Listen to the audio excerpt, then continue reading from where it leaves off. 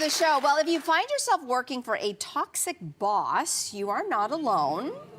A recent survey found that 87% of professionals have had at least one toxic boss in their careers. But what's the best way to deal with that toxicity? Our next guest is an organizational psychologist who answers that question in her new book, I Wish I'd Quit Sooner, Practical Strategies for Navigating and Escaping a Toxic Boss. Laura Hambly-Levitt, welcome to The Social. Thank you for having me. So, listen, a lot of people might not love their bosses, but the word toxic is sort of thrown around a lot these days. What really, in your opinion, makes a boss toxic? Toxic bosses do harm. So they harm people's engagement, productivity, and well-being, and it gets worse over time.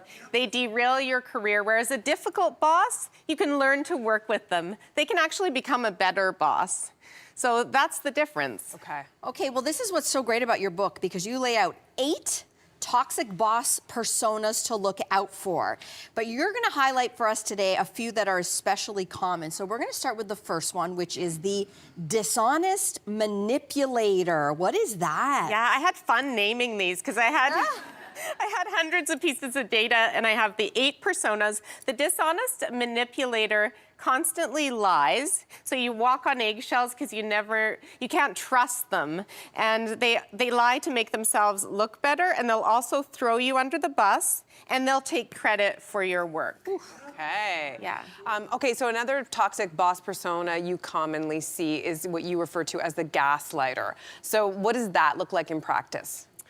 Gaslighters make you doubt your memory. They make you doubt your abilities and your competence, and they question you, and you start to think, well, maybe I'm slow, maybe I'm not what I used to be, maybe I can't do this job, but it's not true. It's gaslighting. It's meant to erode your confidence and well-being, and it's terrible. And there's a lot of parallels between a toxic boss and an abusive relationship. Oh, interesting. Yeah, there's the honeymoon phase, there's the financial dependency that's at play sometimes, lots of parallels. Okay, interesting. You also write in your book that it is really crucial for anybody who might be in one of these situations to document the behaviors and the incidences that they're experiencing with this toxic boss. So what exactly should we be looking out for? And then exactly what does that mean, documentation? What does that look like in practice? Documentation means either writing it down or typing it in your own device, never on a work computer. And never on, No. never using Meta glasses probably. That's Carry a on, good sorry. one. Good one. It means documenting it for 2 reasons. One is you realize how regularly it's happening, and you know the date, who was there, how it made you feel, and you collect these over time, and you see a pattern. Then, if you want to report it or go legal one day, you have the records. Aha, yes. Okay, so can you say that we can't change toxic bosses. So a wise person would be to create an exit plan. You talk about setting a good riddance date. So how do we know how urgent it is for us to get out versus like kind of just sticking with it for a bit longer in the hopes that things might change? Well, a lot of people feel trapped as if they're in a cage. That's why I have a bird cage on the front of my book, because you're often stuck. But a good riddance date is giving yourself the power to say, I'm going to get back into the driver's seat of my own career. And I say 3 to 6 months typically. Depends really on the person, but not so far out that you're going to suffer unnecessarily, because it kills your health. But not too soon, because you need to make sure you're putting in the time to find something better. And it could be another job internally, or it could be another job outside in a different company. So maybe, okay, I guess this question might be in the middle ground, which is you might not be, as you alluded to earlier, maybe you're not in a financial or professional position to leave at that moment. So you might say, okay, listen, I'm going to try to stick it out. So in that short term, sticking it out, maybe not too long, what should we be doing to survive in that instance? Turning to support. So if you can talk to a therapist or a coach or a good friend or colleagues that you trust, because oftentimes a toxic boss will be hurting more than one person, and everyone's scared to open up. But if you can find people you trust in the organization and outside support, and then keep filling your cup, take care of your well-being, because they're going to drain your cup every single day.